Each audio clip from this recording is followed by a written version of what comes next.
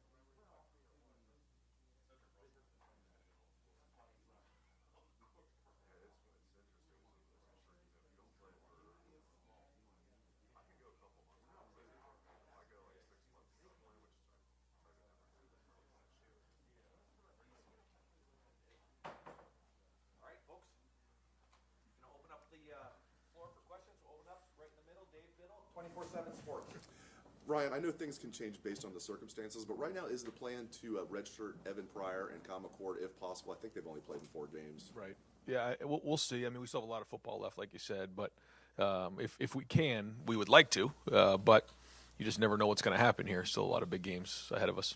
How much of a, not just with those guys, but every year, how much of a balancing act is that? You didn't have to worry about it last year, but just how much of a balancing act is that, trying to preserve that year of eligibility, but also doing what's best for your team this year? Yeah, I mean, you just have conversations and you try to figure that stuff out. But, the good news is some of these guys are actually able to play some games and still redshirt, which is a great thing.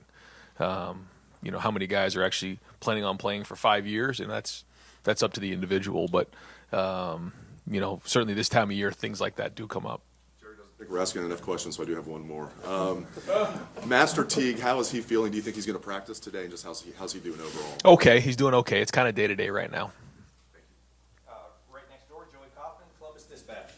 Ryan, your senior day honoree got announced, and there's some guys who are like juniors in terms of eligibility, Nick Petit for Master Teague, and then there's some seniors who are also on the list, like Taraja Mitchell. I guess, can you walk us through kind of like the list a little bit? Yeah, no, we just, anybody who's, considered a senior, whether it's eligibility wise, who wants to go ahead and walk, out on that before the game, they get a chance to do that. I don't think most of them made a decision on what their future holds for them, but at the same time, they want to have that opportunity. So if something were to happen, whether go to the NFL or whatever, that they would have an option to do that. So we just kind of leave it up to them. I wouldn't look too far into any of those things. And as far as this week's matchup goes, Kenneth Walker's lead the nation in rushing, really good back. He's kind of known for his patience, and people have talked about that. What do you see as the challenge with stopping him? Was there any kind of similarity with Mo Ibrahim in the first game? He was a guy who was kind of talked about his patience. Have you faced a back like him? I don't know. You're right. He does have great patience. He's ran the ball just about everybody in the country. Their line does a good job. They have, very good offense, and he's a big part of it. Makes a lot of guys miss in the hole, and so you're going to need to do a great job up front in defeating blocks, and then it's going to take more than one guy to bring them down. But you're right. I think his vision and his patience and his ability to make a guy miss in the hole are probably some of the things he does best. Third row left, Dan Hope, 11 Warriors. Ryan, you guys didn't really get any pressure on the quarterback against Purdue. Obviously, they were getting the ball out quickly, but when you look back at the film, is there anything you look at and see as a concern there? The game kind of turned into a passing game quickly because the score was so lopsided early on, and we jumped up pretty heavily on them, and the ball was coming out quickly, and we were rallying to the ball. But certainly, there's times where we could have tightened up the coverage, and there were other times where we probably could have got to the quarterback faster. So, again, there was a lot of things on that film that we learned, especially playing against a more pass-heavy team. Yeah. Hard, in a game like that, if you're up 35-7, and then the rest of a game, you kind of have a bigger lead. Like, is it harder to maybe keep the same level of defensive intensity that you would in a closer game? It shouldn't. It shouldn't. I think maybe human nature kicks in, but it's certainly not what we want. We have a standard every time we get on the field to score 0-0. So that shouldn't affect us. Whether it did or not, I don't know. But, we play to our standard here. Right in front, Stephen Means, Cleveland.com. I think Travion played maybe the first 3 or 4 series, and then you guys brought mine in. Is that the type of balance you're looking for there? Obviously, Travion being your guy, but working with another guy maybe 3 or 4 series in. Yeah. I mean, that's about right. How with Mayan and Travion specifically, like how do they complement each other as running backs? I think, you know the skill set, but I think Travion has his skill set. I think Mayan brings in, he's got really good vision. He's strong. He's powerful. I think you saw him finish some runs off where he was turning those runs into more than they were and running on contact. I think he's really good at that. He's built low to the ground, so he's strong when he runs, and I think Travion's probably a little bit more of a home run hitter, but both really good backs, and like you said, they do complement each other. Fourth row middle, Pat Murphy, 24/7 Sports. Ryan, you talked after the game about CJ's preparation, and he talked to us afterwards about watching film, talking to his teammates about the film, and then seeing that in games and thinking that's helped. When in the course of his development did you see that start to happen, where he was preparing the way you wanted to, and he was helping other guys in that sense? I think it's slowly grown over time, and it's going to continue to grow, and we still have a lot of work to do there. But I think it's just kind of a gradual thing. But I think when he came back after the week off, he kind of came back with a little bit of a different bounce in his step. I think he was healthier, but I think he had a different perspective, and he really kind of started to own and take accountability for the offense. And Lathan took responsibility for the touchdown over the top of him after the game. Bryson, not Lathan. He said that can't happen, and it seemed to get to him. How have you seen him kind of step into that role that Josh had at the beginning of the year, and have you seen the development you like from him? Yeah, he's been very accountable. He's been a good player for us, and I know he wishes he had that play back, and so he'll come back and get that fixed. But he's a guy that has played well. He's had production. He's graded out as champion. He does a good job of getting everybody lined up and communicating back there, which is very important for the free safety in our defense. He's got tremendous work ethic. He's a tremendous teammate, and so we all have things we want to get back. So the whole thing is you just don't let them happen again. You get them fixed, and I'm sure he will. Fourth row left, Jacob Bench, the Lantern. Hey Ryan, you got a top 10 showdown coming on Saturday. Just how unique is it that the Big Ten has 3 teams in the top 10, and these games have national implications for not only Big Ten title stakes, but like CFP stakes and stuff like that? How unique is it for the Big Ten? Well, I think that this has been quite a year for the Big Ten, and I think when you look at the second half of the season in the Big Ten, there's been some unbelievable games. There's been some really good matchups, and it's week in and week out. I mean, I think you're finding who can sustain in November. There's no weeks off. We had our bye week after week 6, and I think most of the teams in the conference did as well. But then after that, I mean, it's all conference games. You're talking 9 of them, and we got very good teams from top to bottom. So you have to bring it week in and week out, and I think that's the challenge right now. And you're seeing some really good teams in the league, and it's obviously a lot stronger this year than maybe the last couple. Going back to Master in mind, speaking about the stretch run, is the plan to kind of split the carries to keep them both fresh down the stretch run, or how do you kind of envision that going forward for those? No, at this point, we're trying to win the games. This is you win, you move on. If you don't, you're done. So, I mean, that's the mindset. We're trying to win a championship here, and so at this point, it's you got to go play the best guys that gives you the best chance to win. Front row middle, Bill Rabinowitz, Columbus Dispatch. Ryan, presumably you will be on the sidelines this year against Michigan State, unlike last year. How hard was that? And can you you allowing yourself to savor at least having a normal season, and even with all the pressure, things are kind of back to normal. You've got a team that's in the hunt. Right.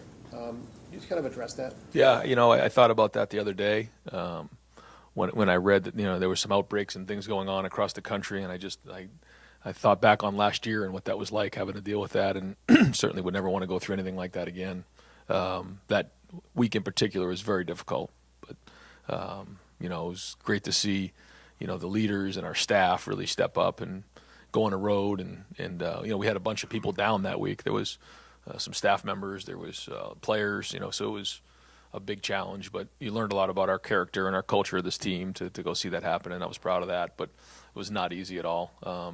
And it is great, the fans, seeing them in the stands, and every once in a while you take a look up at the stands, at least I do now this year, and when things are going well, you kind of smile because they're enjoying themselves.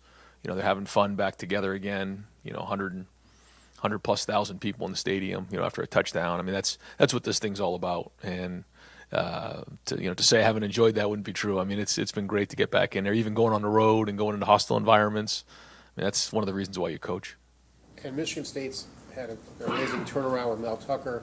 Can you kind of address the job that he's done and the challenge that you faced this week? Yeah, very good team. They play with really good energy. I think they're really believing in what Mel's doing up there. He certainly turned that roster quickly over into a championship level roster, and they have really good players, and they played well. They have good scheme, so it's a challenge across the board.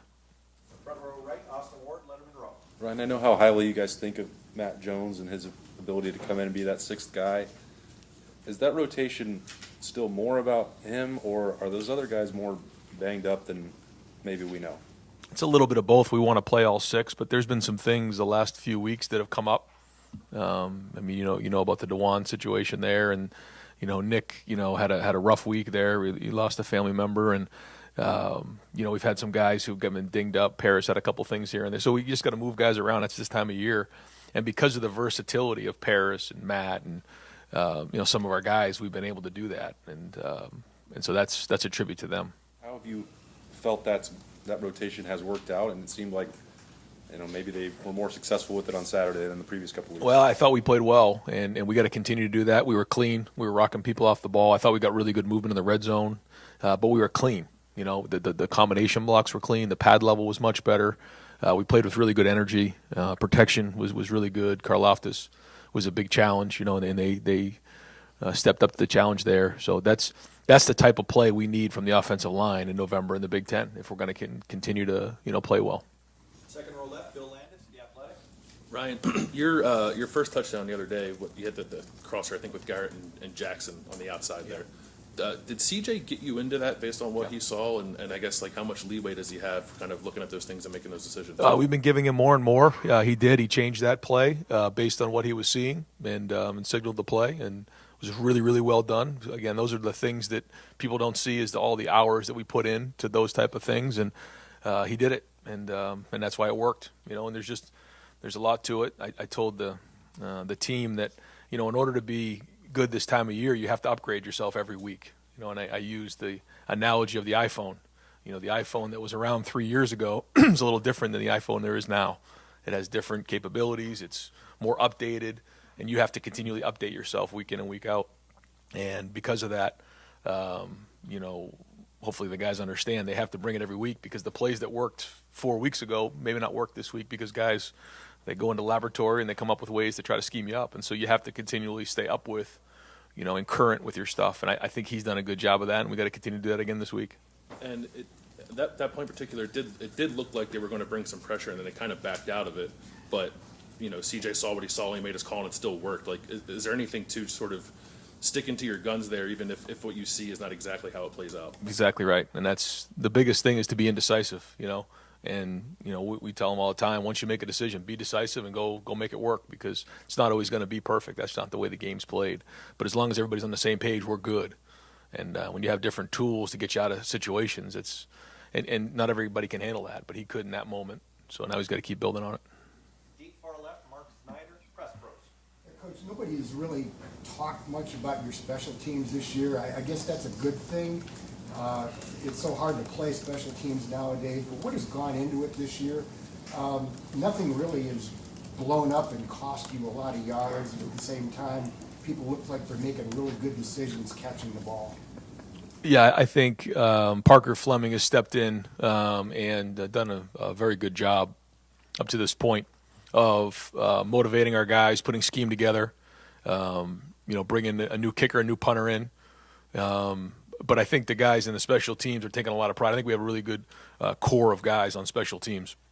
A good mix of some veterans, some young guys, and even some guys who are walk-ons who came into this program who have really built a huge role for themselves in special teams. And they take a lot of pride in it. And I think I mentioned it before. The walkthroughs before a game that we have at the hotel or wherever we're at are as sharp and as real as I've been around. Just an edge to them. They bounce around. It's just really on point. They take their job very, very seriously, and that's winning football. And I think you've seen that on special teams. But again, it's got to continue because it's week to week. Is this a product of hunger with a lot of the young guys coming off great recruiting years, wanting to make their mark? Well, you don't come here to play special teams. And so the challenge is, how do you motivate players to want to play special teams? And there's two things here. First off, we believe our best players play, and we show clips of some of the great players that come into Ohio State who cut their teeth in special teams. The second thing is, when we teach special teams, you're learning football. It's all about ball. So you're learning how to take on a block. You're learning how to use different skills and fundamentals that you're going to use in your position. I think Matt Barnes kind of started it the previous years, but Parker took it over, where they'll show a special teams clip and then they'll show them in their position. So take, for example, our running back who's working a dip and rip. He's got the ball in his hand. He does the same thing on a dip and rip to avoid a tackle. We say it's all ball. You're learning how to become a better football player in special teams. So those are the two things that we talk about to try to help the guys, be motivated to play special teams, and they take a lot of pride in it. And I think you can see that when they're on the field. Deep left, Brendan Gulick, Buckeyes Now, Sports Illustrated. Hey, Coach, I realize you started to address it a little bit when Bill asked about Mel Tucker, but when you've had a chance both last year watching that team and now it's a different team this year, but all the scouting you've kind of done, obviously they've run the football well. Beyond that, when they're playing at their best, what does that look like to you? It's complementary. I think that their defense is very good. They don't give you a lot of X plays. They're very good on third down, good in the red zone. Try to create turnovers, and then they try to control the game on offense, running the football. So when they're creating turnovers and not giving up a lot of big plays on defense, controlling the game on offense with run game, and then play action pass to try to create some things down the field once you put an extra guy in the box. That's kind of their deal. And then they have a good punter, and they're good on special teams. So if they're playing in I'm sure their plan to win is to play field position football just like ours is, then that's kind of their recipe. Garrett Wilson, the last couple of weeks probably showed why he is so valuable between not being there against Nebraska and what he did last week. What other things can you share with us that you've seen that fans don't get a chance to see when they're watching a game at the stadium or on TV that showcase or highlight why he is so special? I think it's more about what happened in the off season, and his dedication with Coach Mick in the weight room, and his work with Coach Hart in the in the meeting rooms. I think he's just been a pro this year, and has really taken a big step in those areas of being a pro, taking care of his body. He's strong, he's powerful. He's, his football IQ has gone way up in the last year or two. I just think he's really upgraded his game. He's very, very competitive, always has been. He loves to play. But sometimes you can't just go out there and play. You have to play within the offense, and I just think he's taken a lot of strides in that area. Fourth row left, Jack Emerson, The Lantern.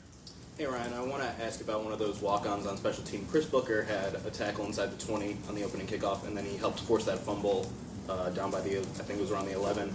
When you have a team full of 4- and 5-star guys, how does it feel to have a guy like Chris, who was a former club team player, come in and make an impact like that? No, it's tremendous. And, you look at what he's done. He's player of the week, Cade Kaczerski, Xavier Johnson. I mean, there's a whole bunch of them that are doing it, helping, and a big part of our special teams. And, to see Chris make some of those plays in a big game like that was tremendous, especially with his background and what he's been through, kind of out of football for a year or so, and then trying to find his way on the club team, and then obviously walked on here. And when he got here, he looked a lot different than he does right now.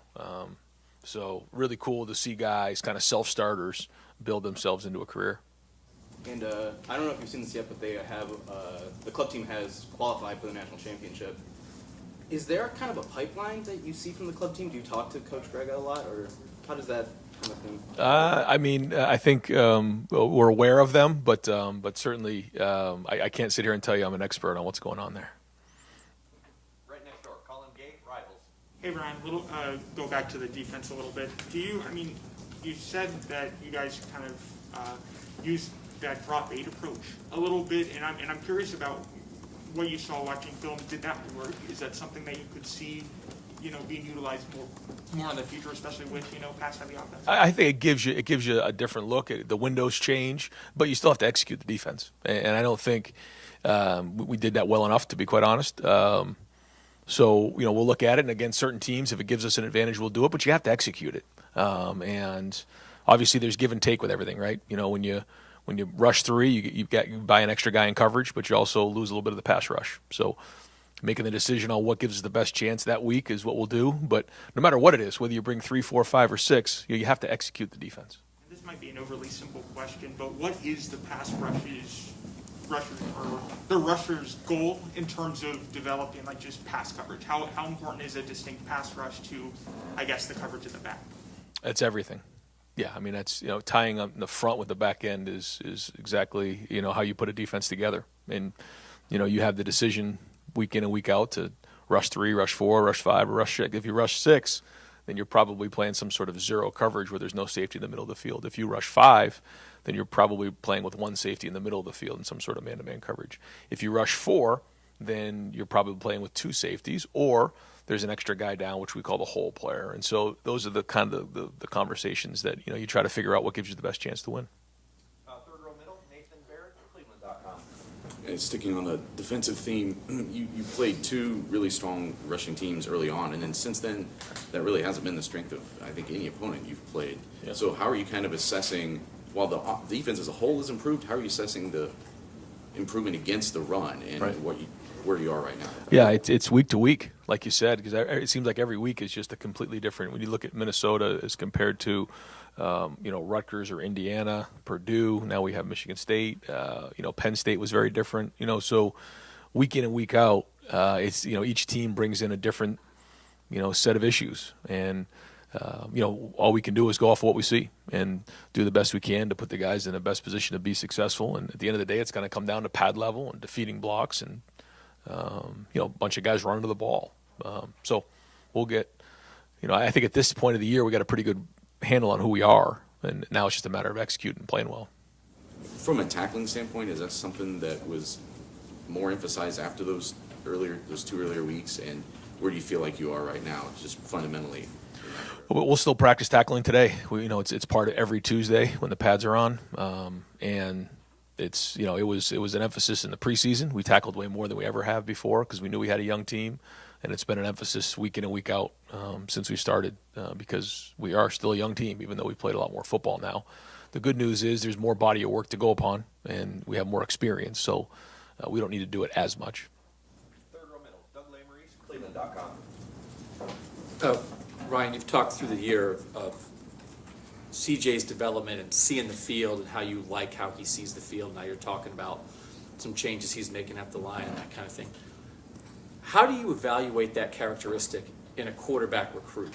Is that more difficult than evaluating, hey, he's got a good arm or whatever? Like, what's that process for you in trying? Because it seems obviously very important to what you want in a guy and to how he's going to succeed. It's very difficult. It's very difficult. And I think every quarterback is different. But you're looking for some sort of extraordinary trait, whatever that might be. And you do the best you can to try to project what that's going to look like in your offense.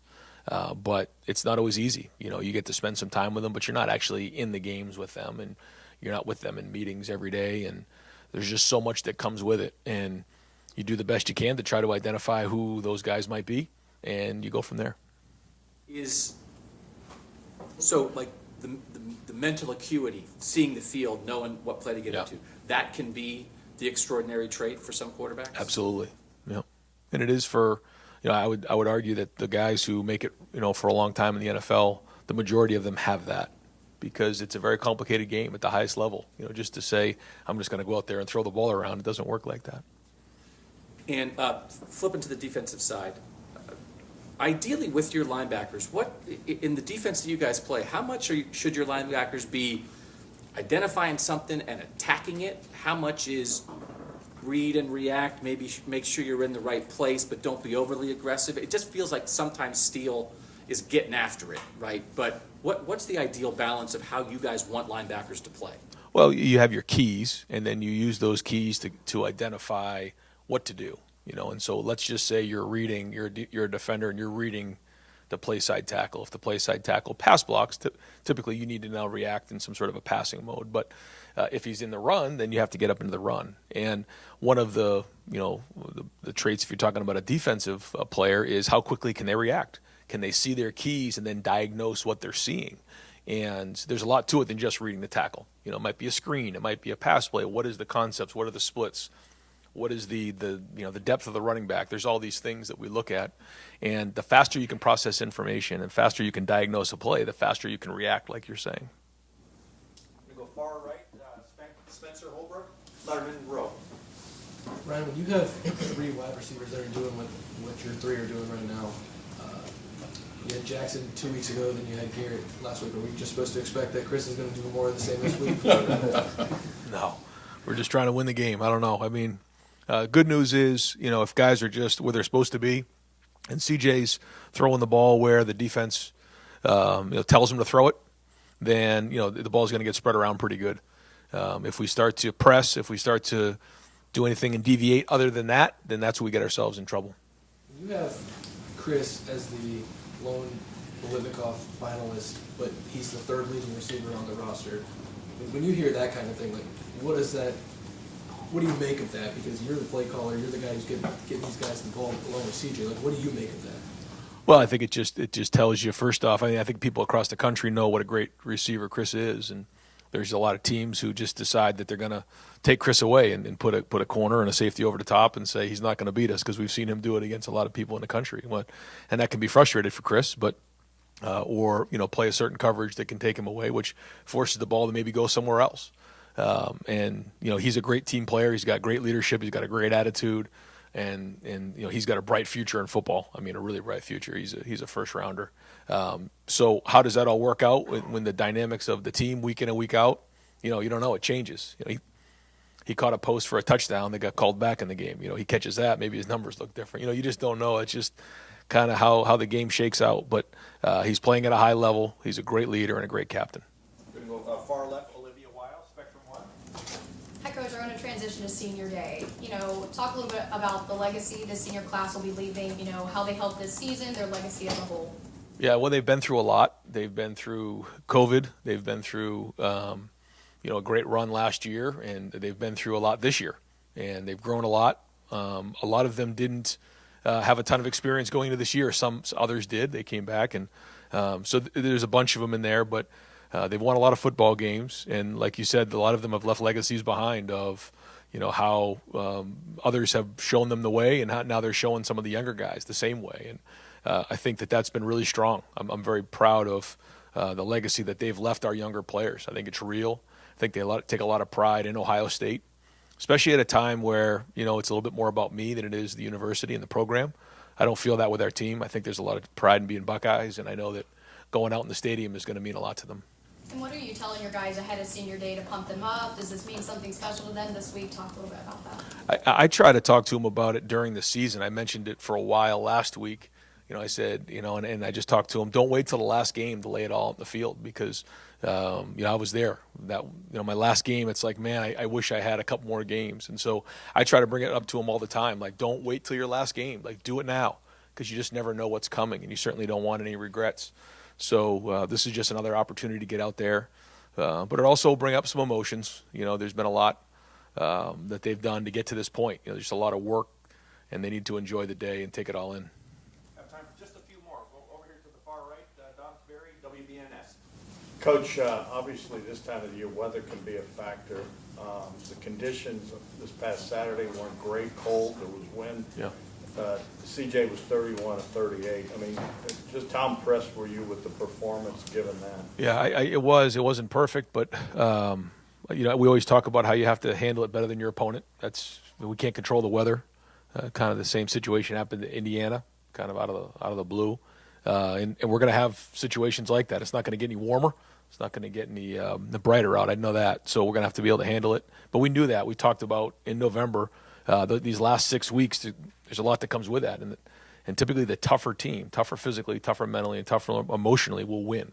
And so we talked about it, but I thought our guys played tough, and it was cold and it was windy, but that's football in November in the Big Ten. But for him to be able to throw in those conditions, what did you learn about him then? Yeah, I asked him before the game. I said, "Can a Cali kid throw the ball in 40-degree weather with 10-mile-an-hour winds?" And he said, "Yeah, no problem, coach." And he just shrugged it right off. So I mean, it's always good to see. You never know until you see it, but there'll be worse weather coming. How big of a challenge is this Saturday? When you look at these guys, what do you see? Yeah, it's a huge challenge, and it's a challenge because they're very, very good, a top 10 team in the country. Playing for a chance to go to Indy. We got everything on the line here, and both teams have had to bring it every week for a long time. We're in November, so when you add all those things up, I mean, it's a giant challenge. Far right, Adam King, WBNS. You talk about the challenge. You said March Madness a lot, heard from the team a lot. How much do you guys focus on the fact that this is a top 10 game? I mean, this is the eyes of college football on you. And then how much do you say just treat it like another game? Well, we always say it's always been about us. And so it doesn't matter who we're playing. It's about our preparation and who we are. And if we're playing at our standard, then a lot of good things happen. So that's what we focus on. But at the same time, we have a lot of respect for every team we play. And we knew this 6-game run here at the end of the season, if you don't show up, you're going to get beat. Just the bottom line. And we try to own that and bring it every week and be consistent. And that's what greatness is bringing it every week. They don't say you're a great team if you don't bring it every week. And so that's what we got to do. And a big part of that is just having the respect for these teams like we do at Michigan State. Do you guys get excited for having maybe that game that's on the center stage, that top 10 matchup? Do you get fired up for that? Yeah, oh yeah. Yeah, I mean, this is what it's all about, is being in November and, having game day in town and top 10 matchup. I mean, this is why you come to Ohio State. And we'll wrap it up with probably a quickie or two from Tim May, Lettermen Row. I don't know if that was a cut or what. What do you think, Ryan? No, you're good. Yeah. When you get ready to present, you and Corey, y'all get ready to present CJ, hey, this is what this team's all about this week. You're facing. How much at this point in the season do you pare things down? I mean, try to keep from overloading, I guess, what he should prepare for. But then number two, to extrapolate where that defense can now go based on what you guys have shown. You know what I mean? Is that the great juggling match at this moment, the information? Absolutely.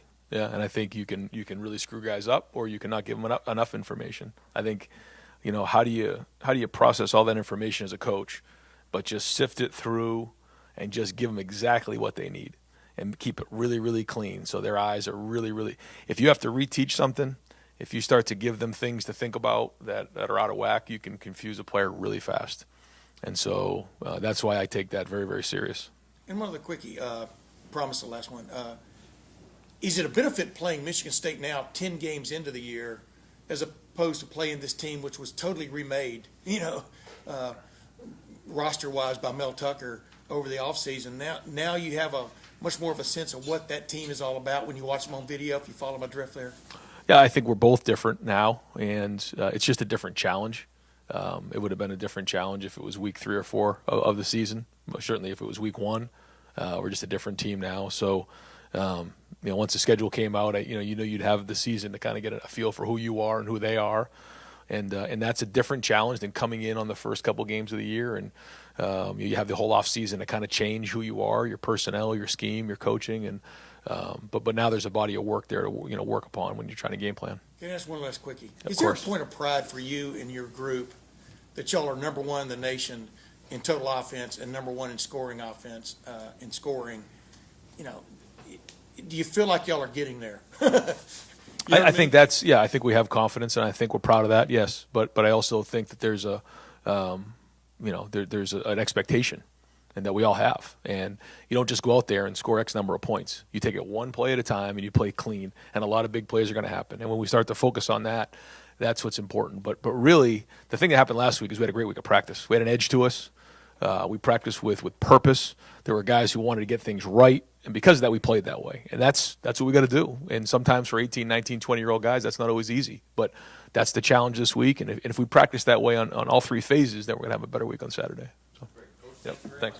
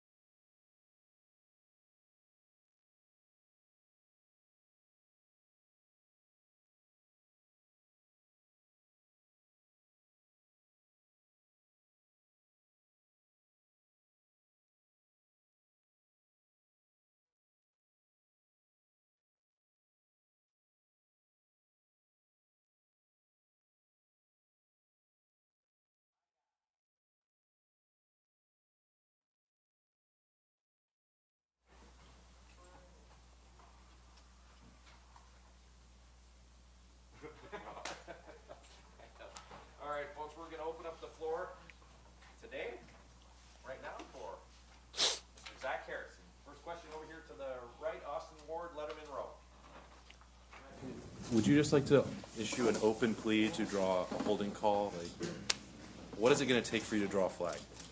I mean, you just gotta keep playing, man. I'm not gonna sit here up and complain that we get held a lot, but you know, it definitely happens sometimes. But you know, niggas still gotta make plays. But how hard is that? Like, it's 3 games in a row. Your jersey is literally being pulled back like 3 feet. Everyone can see it except apparently them. Yeah. Like, that's got to be frustrating to try and play through that. Yeah, definitely it is a little frustrating, but like I said, man, there's ways to get around it. You know, there's things that I'm doing that are allowing them to hold on to me. So, you know, that's just on me. I got to get better. I mean, yeah, it's a little technique stuff that we go over with Coach Jay that, you know, they can't get their hands on you, they can't hold you. So that's something that I got to work on. Go over your third row left, Dan Hope, 11 Warriors. Zach, how hard is it to pressure the quarterback when Purdue is releasing the ball as fast as it is? And are there things that, when you look back on the film, that you guys think you guys could have done better in the pass rush? Yeah, you know, that's always a challenge. You know, they was pretty much catch and throw the whole game, but there was opportunities where, you know, they did hold the ball a little longer, and we got to take advantage of those opportunities and get home. For you personally, you're going to have a decision to make after the season about the NFL. Have you thought at all about this could possibly be your last game in Ohio Stadium? You got to beat Michigan State. Right behind him, Jacob Bench, the Lantern. Speaking of Michigan State, I mean, it's going to be a top 10 showdown, and the Big Ten having 3 teams in the top 10 and not just vying for a conference title, but the CFP implications. Just how different is it that the Big Ten has quality teams in the top 10 showdown on Saturday? I mean, I think every Big Ten opponent is good. You know, I feel we're in the best conference in college football right now, and it shows that. You said we got 3 teams in the top 10, and that's not by accident, you know. So we got to go out there on Saturday and play our best ball to get a win. From the film from the Spartans, what have you seen from Kenneth Walker? I mean, his numbers don't lie. He's leading the nation in rushing, and just how do you guys plan on kind of combating that? Yeah, he's a legit running back. You know, he's explosive. He's a big guy. He can run through tackles. So, you know, that's something we just got to key in this week on and make sure our run fits and our fundamentals are right. Second row left, Stephen Means, Cleveland.com. Kenneth, it's been a while since you guys have played maybe an elite level running back like that. You did the first 2 weeks, and you guys kind of struggled at times with CJ and with Muhammad. What did you guys learn from those 2, performances that can help you now? You know, that was those are the Minnesota guys, right? Yeah. Yeah, that was a long time ago. You know, I feel like we're a different defense than we were then. I guess, what makes it difficult to match up against a guy like that, I guess? I mean, he's just a good back. I got to give all credit to him. You know, his O-line does a good job moving guys out the way, and he's got good vision. He sees the holes, and he hits the holes hard. So, you know, it presents a good challenge for us. Fourth row left, Colin Gay, Rivals. Was last week's preparation in terms of preparing for for Purdue's pass-heavy defense, was that different for the defensive line room than any other week? Or, I mean, especially with, the rest of the defense dropping 8, rushing 3, things like that. Was it a different preparation, or was it the same?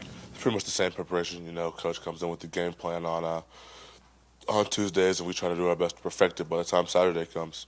What did you learn, I guess, without as much pressure as you guys usually put, what did you learn about your room? What did you learn about the capabilities, or how important the defensive line is in terms of the overall pass coverage? Yeah, I feel like, the D-line is a key part to stopping the passing game. You know, if the quarterback sits there all day with all the time in the world, he's going to, pick any defense apart. And that's on us to, get him uncomfortable, get off the spot, get him on the ground. Third row middle, Doug Lesmerises, Cleveland.com. Zach, you just mentioned this, that you said you're a different defense from the first couple games of the year. I mean, every year you guys grow and evolve and you get better over the course of the year. But how would you describe how much you feel like that's not us at all? There were different things this year that would contribute to that. Yeah, I feel like one is, guys are getting more confident, guys are getting more experience. You look at the first 2 weeks, we had guys with 0 starts coming in Minnesota. There's 1 start going into Oregon. That's you got to get your feet under you before you can start playing really good ball, and I feel like that's what we did. And so, I mean, when you watch film of yourselves or whatever, I mean, do you ever look back at the first couple weeks, or is it just you're really focusing on here's what we did last week or a couple weeks ago? Here's what we did last week, and then we focus on that opponent coming up. Over here, front row right, Tim May, Lettermen Row. Yeah, Zach, as you watch their quarterback, Michigan State's Peyton Thorne, what just jumps out at you about him and the way they protect him? Like I said, their O-line does a good job of, pass protecting, guys try to get after him, and, they're sitting on blocks, and that's something that, we got to be disruptive and get him off his spot and, make him look at his second and third option and stuff like that. When you know another team has got an elite back, and yet they also like to throw the ball. How much does it just kind of change your mindset, like a defensive end in a game like this, about the precaution of the run game, yet you got to get to the quarterback? Yeah, I mean, you got to stop the run first. You stop the run and make a team one-dimensional, You get to pin your ears back and go rest the passer. Did I miss anybody? Far left, deep, Brandon Gulick. Brendan Gulick, Buckeyes Now on Sports Illustrated. Zach, just you personally, not the defense as a whole, what have you gotten better at this year? I feel like I've gotten more consistent. Before my past 2 seasons, I would make plays and I would go games without making any plays. Now I feel like I'm impacting the game every week. And when you look at Michigan State's offensive line, you're prepping for this week, do they remind you of another offensive line that you've seen this year? Not really. I mean, they're all new guys, so it's. Front row middle, Bill Rabinowitz, Columbus Dispatch. Zach, what do you remember most about last year's Michigan State game? I mean, it was probably surreal. You didn't have Coach Day. You missed a lot of the offensive linemen. What was that game like? Do you remember? It was cold. I remember that, and I was just happy, seeing Coach Jay out there, being a coach. That's what one of his goals, and to help him achieve that, it means a lot to me. And, I asked Coach Day this. Have you taken any time this year to savor having a normal season, having routines, having fans in the stands, all that kind of stuff? Yeah, it's definitely a lot better than last year, being able to get in a routine and doing this every week. And you said the fans, that's huge, feeling the momentum on the field and the energy that they bring, helps a lot, definitely. Right next door, Joey Kaufman, Columbus Dispatch. Zach, what do you see on film that makes Kenneth Walker a unique back, or somebody who's been able to rush for 1,400 yards this year? He's explosive. He's got really good vision. He's got a good old line who does a good job of moving guys out the way, and he finds the holes and he hits them hard. When you face a back with good vision, what challenges is that great for you guys? What's really important for you guys to do to defend somebody who has good vision, good cutting ability? You just got to be gap sound. Don't get greedy. Let the players come to you. Over here to the right, Clay Hall, WSYX. We've all heard that cliche, one game at a time. Pretty appropriate this week. How do you, is it the respect you have for this opponent that you're not thinking about next week? That's every week.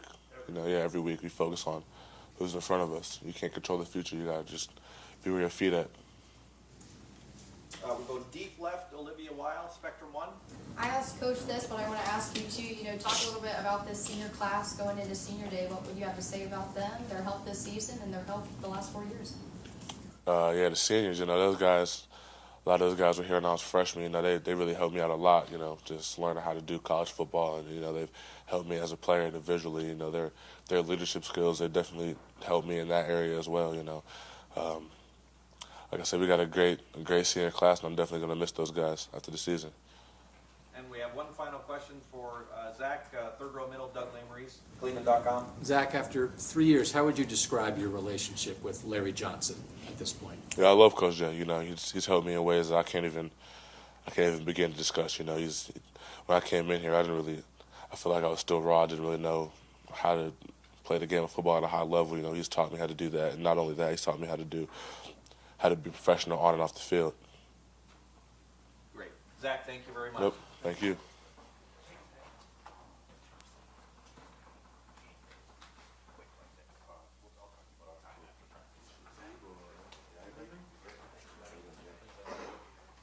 All right, folks, we're going to open up the floor for Garrett Wilson, second row left, Stephen Means, Cleveland.com. Garrett, I was Chris this, I think last week. Obviously with Justin, when you guys were adjusting to him, it was a lot of learning how to deal with the fact that sometimes he's going to scramble and you guys go to scramble drill a lot of times. When it's clear CJ was going to be the starting quarterback here, what were some of the things in his game that you guys had wide receivers had to adjust to? Yeah, I mean, every quarterback's different. Justin was really special and CJ is really special. So, I mean, the ball comes out differently. Just throwing balls to the sideline. It's a little different this year as far as coming to meet him and hook routes. We throw a lot of out routes over those past 2 years with Justin, and that's something you may not see us do as much. So, it definitely was an adjustment we had to make in the receiver room, just getting used to ball velocity, and like you said, scramble drill, things like that, not being as big of an emphasis anymore. But no, I mean, as far as being a receiver, you love to play with dudes that sit in there and will take a hit and deliver the ball, so.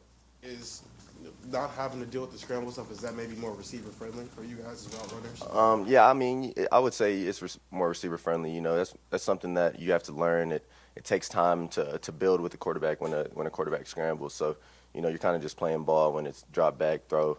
So, I mean, scramble has a lot of good things to it, a lot of yards to be made on it. But as far as, saving your legs and stuff like that, getting your air back, it's nice to have someone sitting there.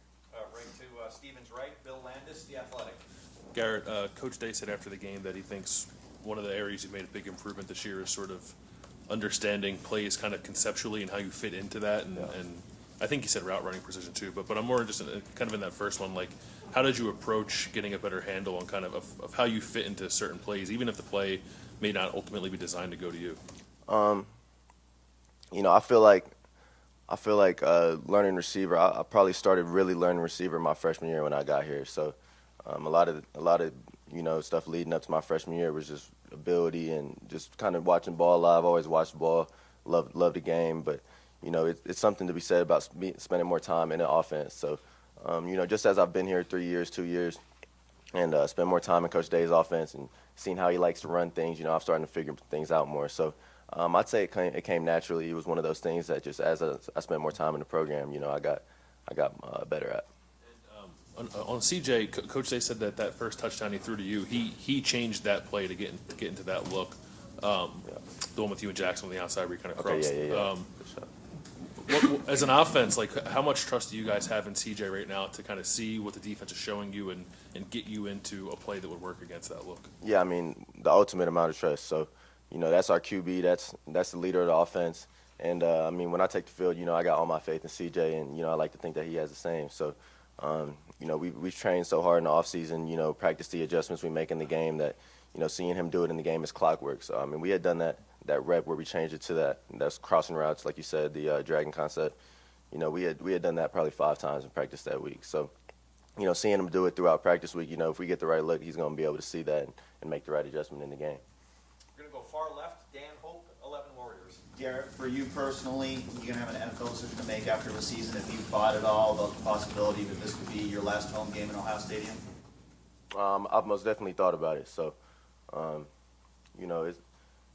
it's all came fast here, being here. It doesn't seem like I've been here as long as I have. But, when you play at a great program like Ohio State and you play at the highest level like we do and you're one of the, players involved with that, you're going to have an opportunity to make important decisions that, are good decisions to make, but hard ones. So, I've put myself in a situation to where I have that decision to make, and it's a blessing, but, I'm trying to focus on finishing the season the right way. Have you made a decision yet, or are you waiting until after the season? I'm waiting until after the season. Yes, sir. Right in front of him, Jared Smalley, WCMH. Garrett, after doing some fun internet research this week, it's kind of hard to find. I think it's less than a handful of teams in college football history that have been able to put 3 1,000-yard receivers on a field. You all have an excellent chance to do that. And I wonder 2 things. How competitive is that among the 3 of you? And secondly, what that does to a defense.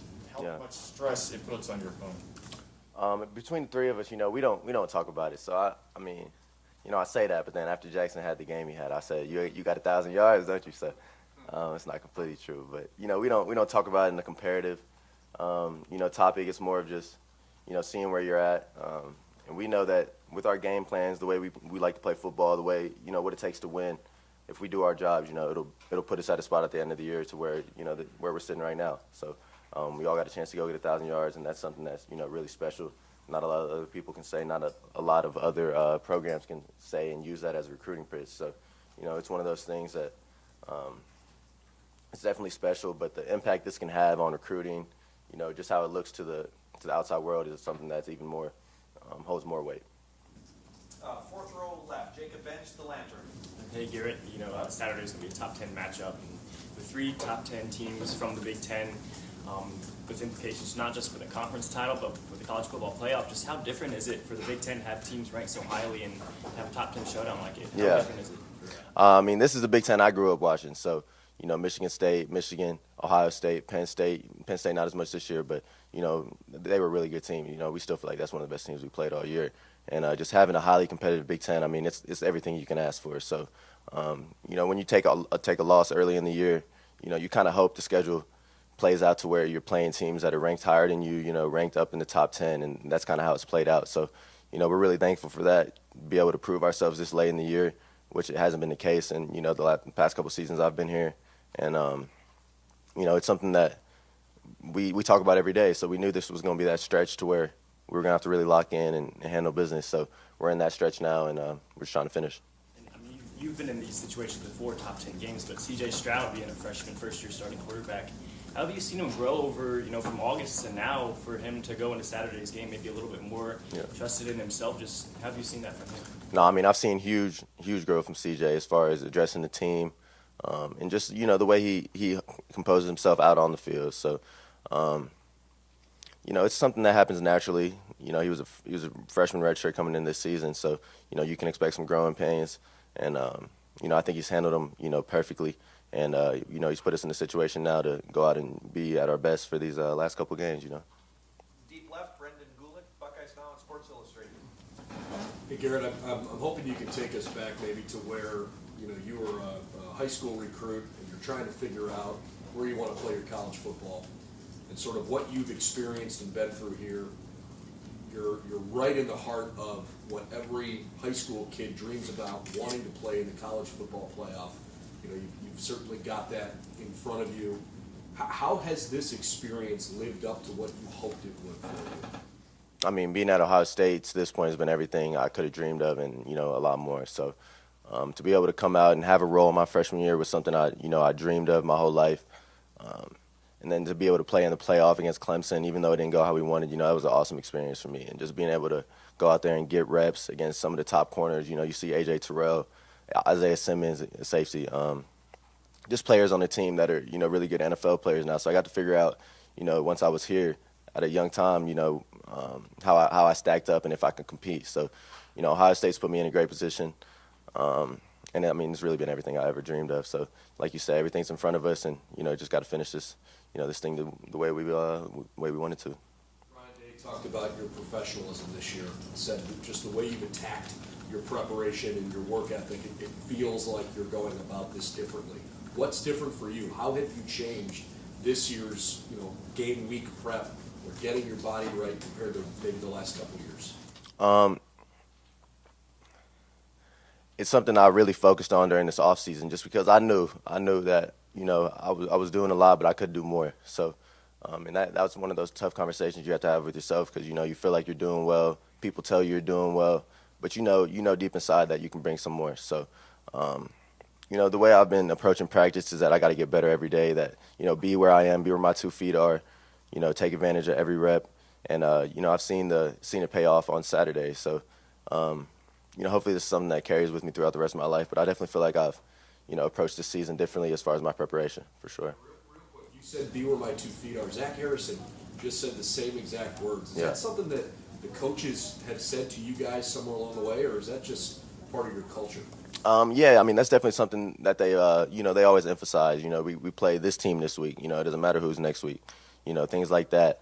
And, it's not always worded that way, but, I mean, that might have just been the way we both chose to word it. But, yeah, no, I like that Zach said that. That's awesome. Fourth row left, Colin Gay, Rivals. Hey, Garrett, one of the things that Ryan Day has really emphasized this year is saying that the perimeter passing game is kind of an extension of the run game. And I'm curious what your perspective is on that and how important the perimeter pass game has been to what you guys do offensively. Yeah, I mean, it's huge to be able to make defenses guard the whole field, every down. So, first down is primarily a rundown. But if you can throw a 5-yard hitch or a stogie, we call them stogies, a bubble from the outside, and go get 6 yards, 7 yards, that puts the offense in a great position to be able to get that first down. And something that's huge in our plan to win is getting 2 first downs to help our defense stay off the field and just the battle field position. So things like that, they all add up. And, the extension of the run game, they're long passes. So when he says that, they're like a long handoff, I mean, is what he means by that. So, like, it's things we should go 100% on as far as completing the pass, catching it. And, if we can do it, it keeps the offense on schedule. Do you think it keeps defenses off balance? Is that something that they're surprised by when you guys do? Yeah, I mean, we try to switch it up each week as far as how we do those extension of the run games. But, like I said, they first play of the game against Purdue, we went a bubble route. And, you know, from that point on, we didn't really get the look that was a great throw against look, but it's just they're coming down. You know, the players are coming down, having to respect what we shown them. So it definitely makes it harder on the defense, harder on the coordinator to, you know, account for everybody and just make sure you have enough numbers to cover the whole field and get a stop. You know. Got time for just a few more. Front row middle, Bill Rabinowitz, Columbus Dispatch. Thank you, Garrett. A couple of betting sites have CJ as the Heisman frontrunner Yeah. at this point. Have you seen that? What do you think of that? I haven't seen it. I seen 11 Warriors post something, and you know, that don't surprise me. So I mean, it's something coming into the year. I thought it would be the kid from Oklahoma or our dude. So you know, it don't surprise me at all. That's CJ. You know, I've seen him sling it for a year and a half now, 2 years, and he's something really special. And then just you know, if we finish the way we expect to, the way we prepare to, you know, he'll be right where he wants to be at the end of the season as far as those Heisman odds, Heisman race. And Michigan State's pass defense is statistically the worst in the country. How exploitable are they?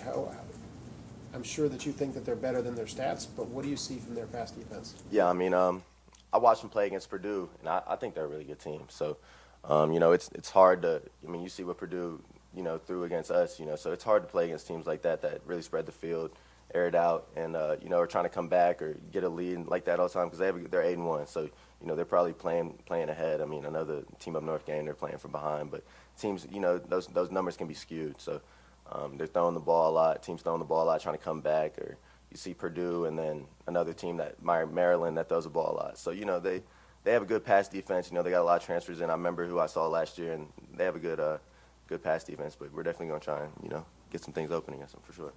Second row right, Austin Ward, Lettermen Row. Garrett, which one of those 4 touchdowns was your favorite? The second one, for sure. Why? You know, that's always been like what I felt I do best is go up and get the 50-50 ball. And, you know, I feel like I hadn't shown that as much this year. So, you know, to be able to go up and do it and, you know, it just felt good. Where does that one rank amongst some of the other aerial balls that you pulled down in the last couple of years? I don't know. That's for y'all to decide. But it felt pretty good making the case. So I mean, it looked good on the replay. So, you know, I thought it looked all right. Got time for just a couple more. Over here, far right, Clay Hall, WSYX. Same question. How do you make that split-second decision? You twirled your body, and then you threw up, if this is the one you're talking about, where you threw your leg up almost like you're boxing the guy out for a rebound. Is that what made it? I can't say I'm thinking about anything. So I mean, I can't give myself too much credit. I mean, I'm just trying to catch it, and you know, at the end of the day, I played basketball, football, you know, my whole life, soccer, gymnastics, and stuff like that. So you know, my body kind of moves in ways that I don't know. I just don't know. But I watch the stuff, and I don't know how I really, you know, can move my leg that way without it being hurt or something like that. But You screamed him completely, so he couldn't. See, I can't say I meant to. So that, yeah, I can't give myself too much credit for that. And final questions, front row right, Tim Main, Lettermen Row. Hey, Garrett, your conversations with CJ, for example, as you guys work through a week and stuff, how much higher a level are they now? Just about X's and O's and about adjustments and stuff. And yeah.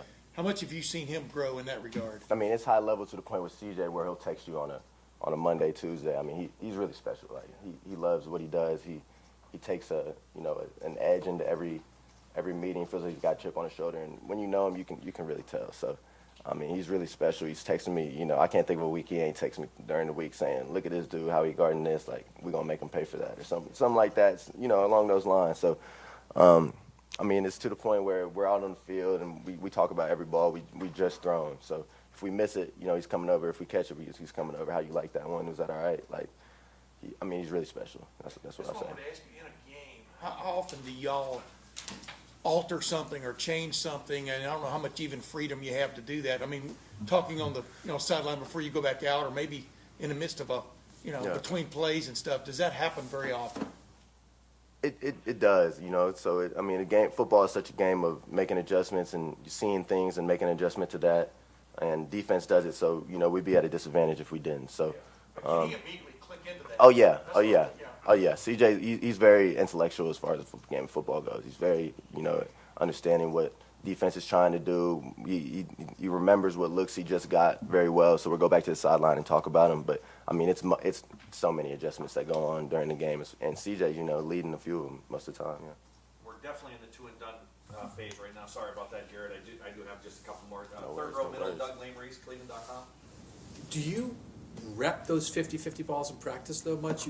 How do you work on that to have that kind of body control? When you get the chance, it's hard to replicate those in practice just because you try to keep people healthy all year. You try to keep yourself healthy. So, it's hard to replicate stuff like that. And, we just want to have everyone be upright and on their 2 feet all practice. And usually those end in someone falling.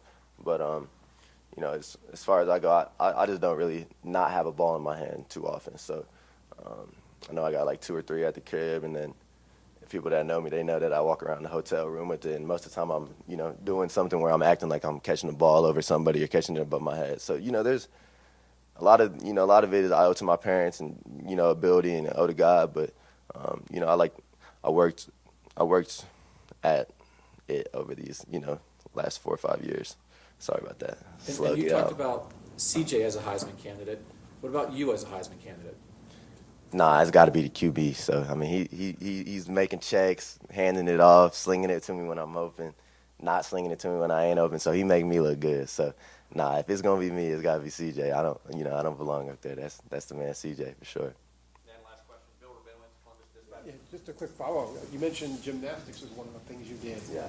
How much did that help you? When did you do that? I was mad at my mom that she had me in it growing up. I was in it till 5 to 7, but I thank her now for it. So, just being able to be flexible. I'm probably one of the most flexible players on the team, just being able to touch your toes and stuff like that, go around your body and stuff like that. So I didn't realize, the benefits it would have, but I did that from 5 to 7, and, I still feel like it pays off every now and then, 21. Great. Garrett, thank you so much. Appreciate y'all, man.